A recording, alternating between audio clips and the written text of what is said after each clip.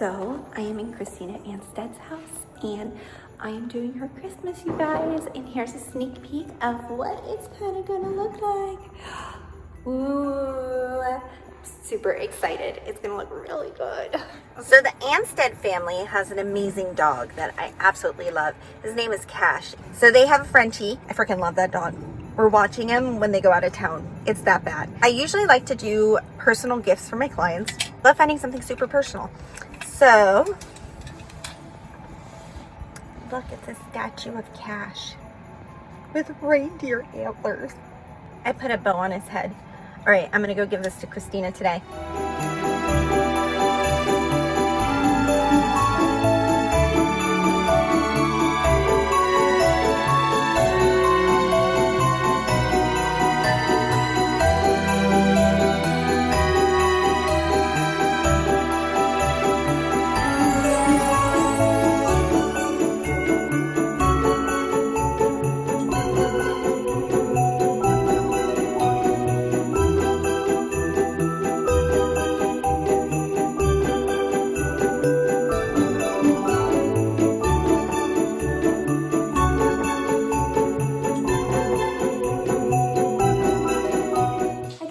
You guys how I made Christina Anstead's napkin rings. These are really pretty easy to make. I personally love napkin rings. I'm gonna share a little secret with you guys. I kind of don't like napkins. This is actually a dish towel. So, and it is really neat because it's double-sided. Christina has dish towels as her napkins. So the first thing that we need are napkin rings. So I got these cute little wreath things. They come in a big pack. I also went and just got a ornament, which I picked this white glittery antler. I also got this. This is called a napkin ring. So you can just use this as a napkin ring. Really? No. Who's gonna just use this as a napkin ring? We're not quitters, y'all. So first things first, you're gonna tie your ornament onto this. So you're gonna just tie it. I use jute twine to tie it, natural jute twine. So then what I'm gonna do is I'm gonna take this apart. That's right, I'm gonna break things to make things. I'm like, oh yeah, you're so pretty. Taking all of that apart. All right, into these little things that come off. So what I'm gonna do is just put some glue. So I'm just gonna glue around my ornament. And I'm just gonna kind of strategically place these cute little bling.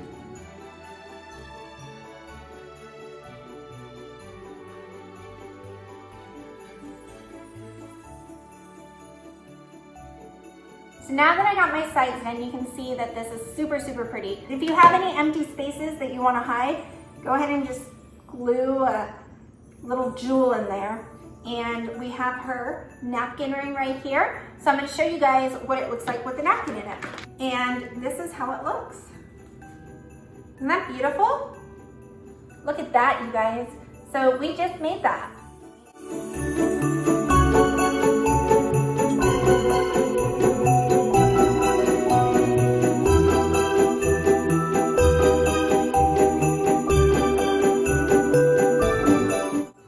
To show you guys how to make that amazing centerpiece that I did for the Anstead family. I can't wait to show you. I am right now on my dining table, and in case you're wondering, yes, these are puppy pads because I have a pig and he pees on them. So use whatever you want, and I'm going to show you guys how to make that amazing centerpiece. Let's not talk about my hair right now. This is just, I'm a mess. I'm a mess right now.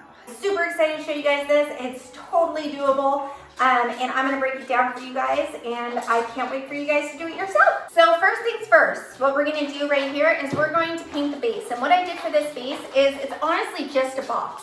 And I have a nail gun, and you don't have to have a nail gun. You can go find a box at any of the stores that you like. I find Home Goods has a lot of gift boxes, and they probably have grass in it. Just take it out and you can just stick whatever you want in it. This is just your basic candlestick holder, and all I did is I took this candlestick holder, stuck it down in here, and I put foam in here. It's primed right now, and I'm gonna be painting it white, and I put my white acrylic paint in here, and I'm also gonna be using a metallic acrylic silver to just kind of give it that birch wood looking thing. So here we go.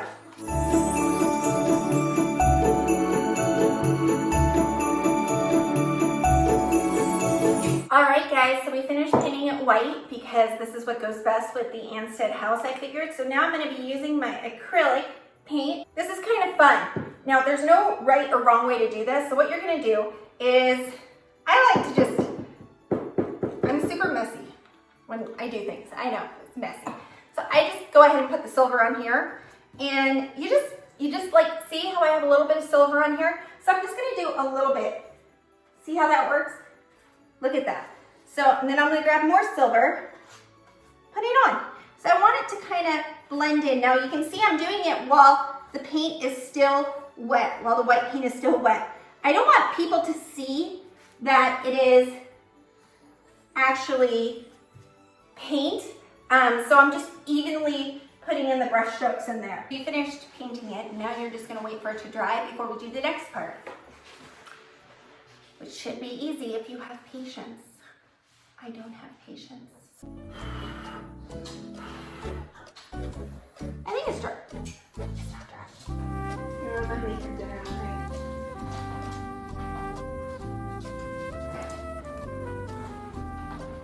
So the next thing that we're gonna do is we're gonna be adding in our greenery, which is really neat. I took these guys off of garland, if you can believe it. And if you have an old tree that you're getting rid of, it's actually a really good thing to just use these. So I just snipped these off. You wanna use 2 different kinds.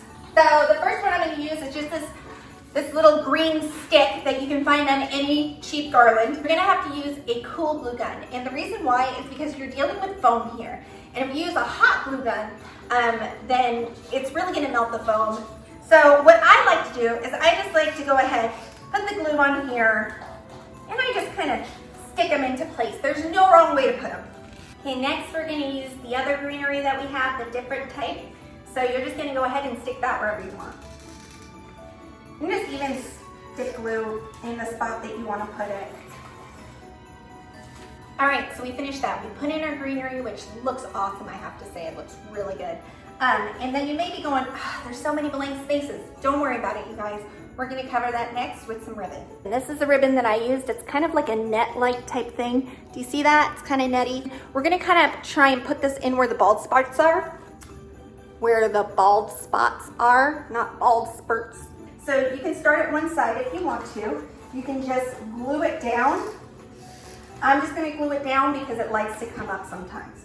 I'm just gonna go in and out of the greenery right here. Just kind of stick it in.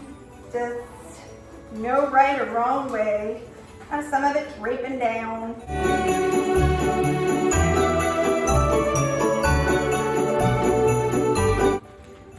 Our next step is going to be putting bling in.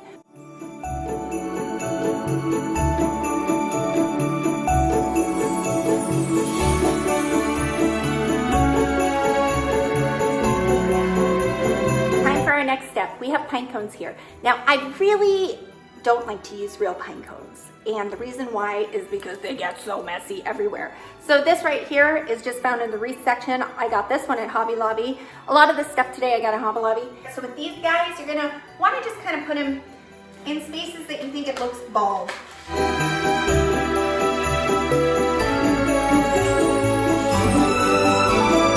We're gonna do is we're gonna add these antlers. We have a few of these, and some of them I put on stakes, or you can just stick it on wood skewers and just stick it in. I'm literally just gonna be gluing them down.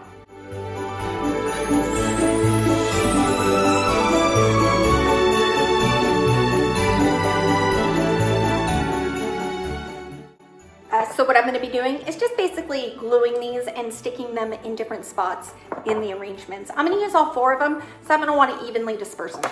This all looks really good so far. So you're probably thinking, what about the candles? What should I put on there? All right, I'm going to show you. So these are the candles that I'm going to use. They're 3x3, so unscented. Natural jute, my favorite thing in the whole world. We're just going to do a dab right in the middle. I'm going to take my jute twine. I'm going to start them right there, and I'm just going to wrap it around. You can do it as many times as you'd like.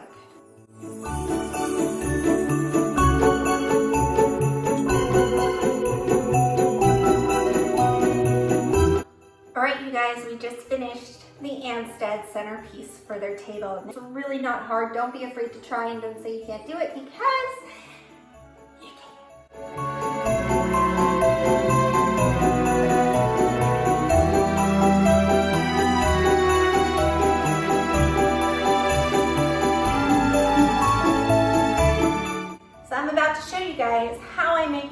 Island centerpiece and how I put this all together. So here we go. First, we're going to take our burlap. I'm covering any of the spaces that you'll be able to see any of the stems.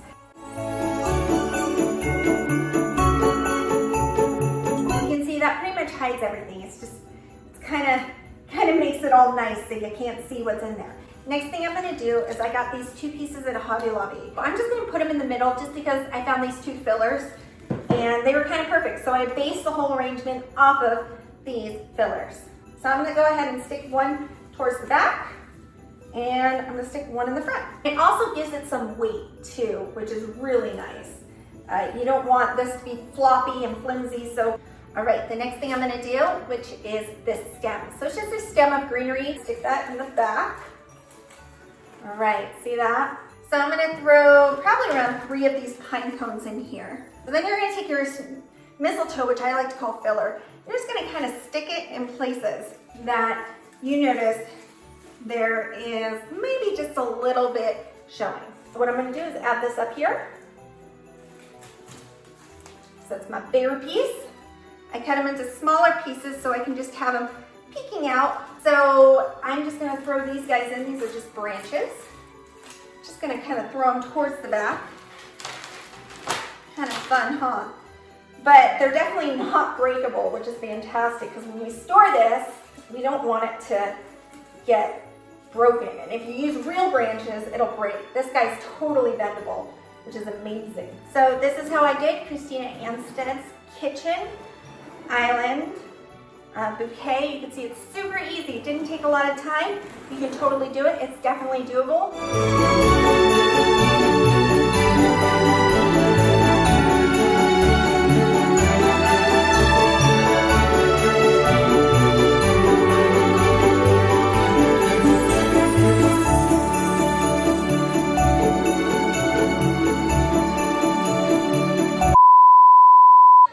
We cuddle up together.